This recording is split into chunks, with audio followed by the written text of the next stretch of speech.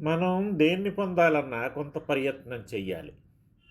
ప్రయత్నం చేసినా కొన్ని లభించవు.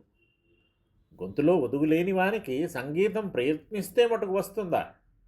నిసర్గ యోగ్యతతో పాటు ప్రయత్నము కావాల్సినవి అట్లాంటివి. కేవలం ప్రయత్నం చేత సాధించగలవి కొన్ని ఉంటాయి. ఎట్టాంటి వారు వేటిని పొందగలరో నిరూపిస్తున్నాడు.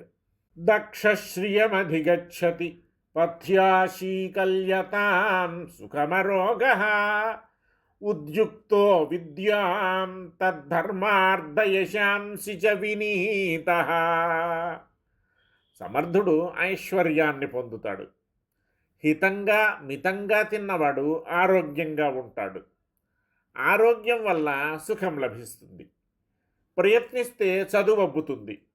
చదువు వల్ల ధర్మం, అర్థం, కీర్తి లభిస్తాయి.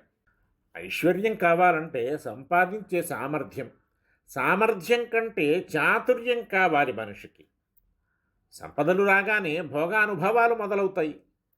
ఉంది కదా అని అధిక భోజనం కూడదు. హితమైన దాన్ని మితంగా తినాలి. అప్పుడే ఆరోగ్యం చేకూరుతుంది. ఆరోగ్యం ఉంటేనే ఐశ్వర్యానికి ఉపయోగం. అప్పుడే భోగాలు అనుభవించగలడు. మితానుభవం వల్ల సుఖం చేకూరుతుంది. సుఖంగా ఉంటే ఏమైనా ప్రయత్నం చేయగలడు. ప్రయత్నం చేస్తే విద్య లభిస్తుంది.